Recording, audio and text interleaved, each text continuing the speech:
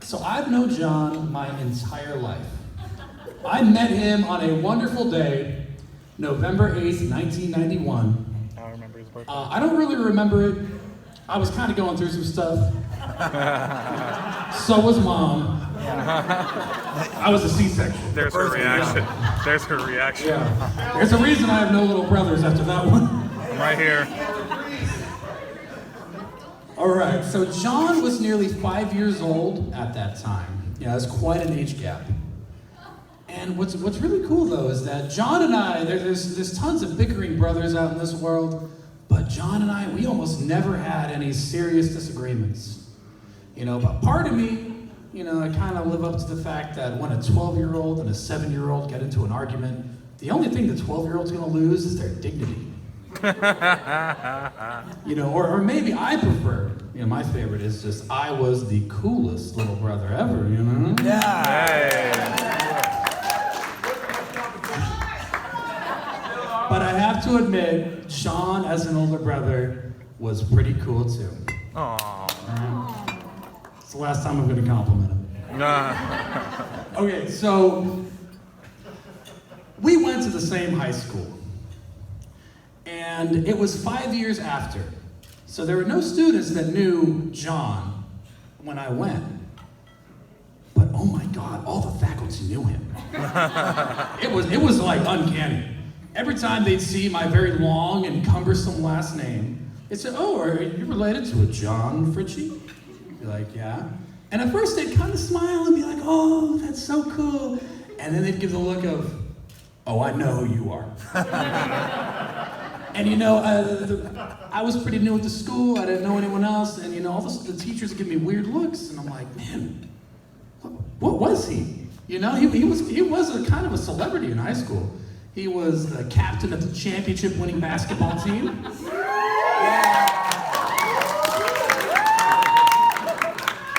He was prom king his senior year. And Wasn't there yet, John. Good grades, but who cares about that?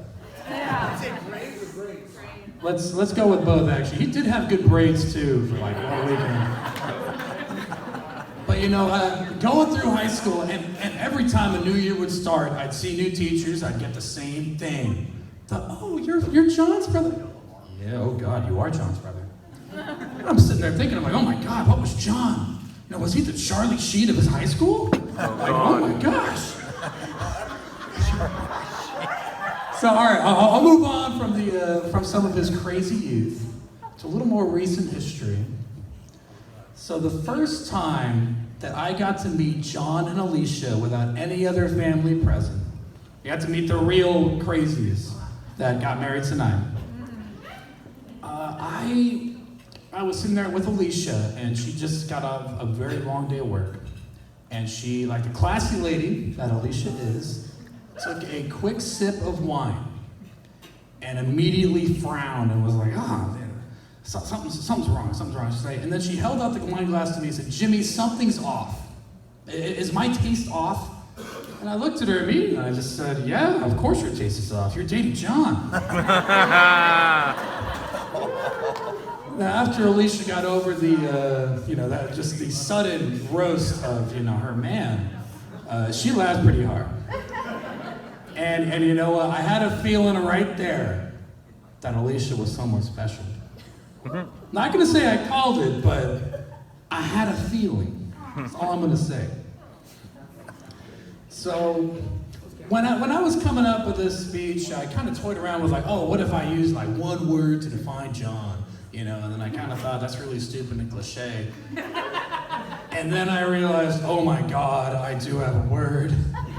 You know, you might think smart, cool,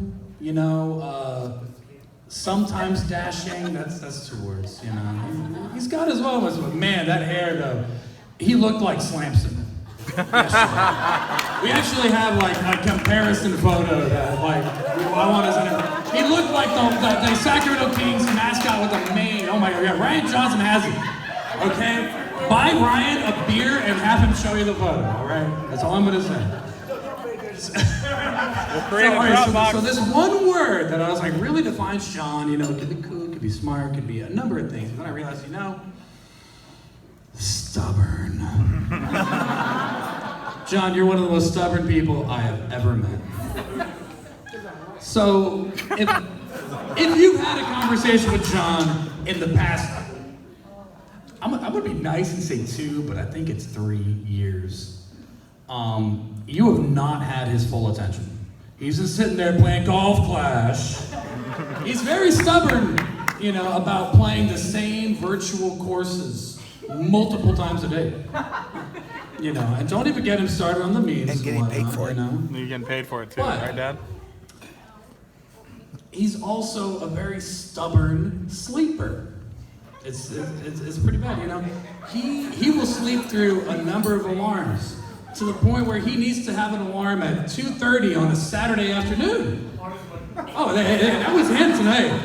That was him today that interrupted the ceremony. That was his wake-up call. That was his. All right, a very good friend of mine came up with this line that I just had to tell everyone. So you also heard about the little fiasco about John forgetting the rings. Well, the only ring John did not forget was his ringtone on his alarm. That's Alex Tasker right there. That's Alex Tasker right there. Thank you. Thank you very much. He told me that, I'm like, I need to put this in here. I need this in the speech.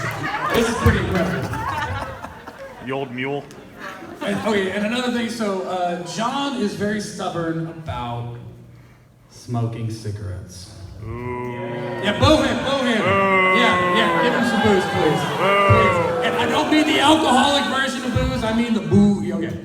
So, Smoke marijuana like a real John man. is, at every family function, every family reunion, uncles, cousins, aunts, even Mootsie, who smoked for like 2 decades, was giving you crap one time, man. For like 100 decades. And John, he does persist. I know he's trying to quit, all right? He's trying to quit. Hey. And I got him, all right? We're going to support the crap out of him. So I realized that the only thing more stubborn than John is nicotine. Wow. Yeah, you're welcome. All right. So I'm gonna finish this up a little bit. I had a little too many serious oohs. I said that when you picked up the mic. So I'm gonna change pace a little bit here. And so I said that John is very stubborn, and I was completely correct. But all I've done is talk trash about him, and the thing Obviously, you're not a that golfer. John is most stubborn about, I actually haven't mentioned yet. The thing John is most stubborn about is family. Oh. My mom and dad, they could probably go on for hours about some of the stupid things he's had to put up with and what he's done for them and all the love that he has shown. I've been his little brother for 28 years. And when I say that's his number one, that, I'm pretty right about that. Let's just say. I'll just share a few little tidbits, a fraction of the things that John has done for me that has greatly altered my life. Actually, I did get stitches, but from John. But honestly, looking back, I did incite, a fight. And he kind of threw me, and I was like way more aerodynamic than either of us realized.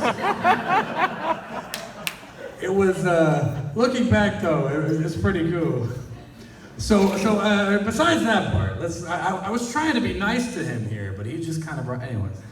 All right. So I was young, but older than I want to admit when I say this story. I was scared to sleep alone. Oh. And John, he'd been kind of campaigning for his own room. And finally, it kind of came down to, it's like, all right, John, I don't want to get into the specifics, actually. It kind of embarrassing. But John wanted his own room, but I did not want to sleep alone. And so John made the sacrifice where he said, you know what, I will sleep in your room at night, and I'll get to do all the, ridiculous stuff that I want in my room. But he made that sacrifice, for his scared little brother, all right?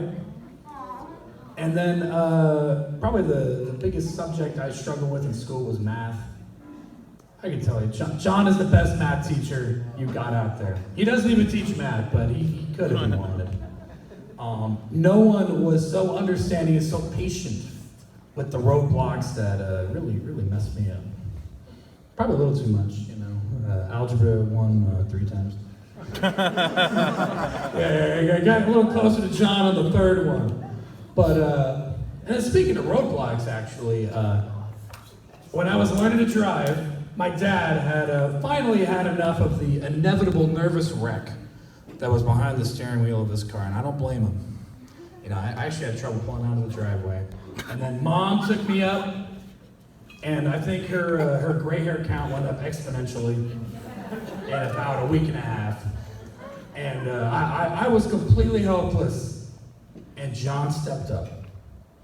And with him in the front seat as my co-pilot and my teacher, you know what? I felt so much more comfortable. I got so much better so quickly.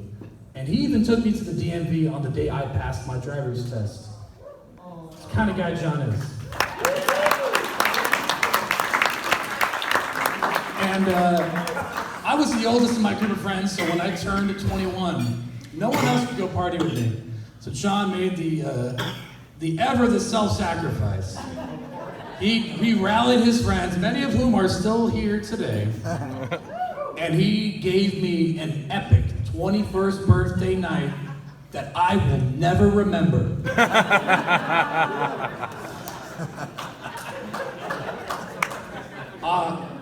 I could go on for way too long. Let's get to some other people. I just want to say that John has always been there for me.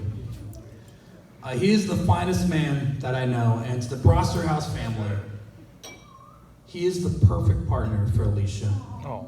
And he's always going to be there for her, like he's always been there for me. And so I want everyone to raise a glass with me and wish John and Alicia many years of wedded bliss. John and Alicia.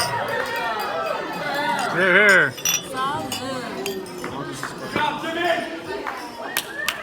Is this the first intermission or the second?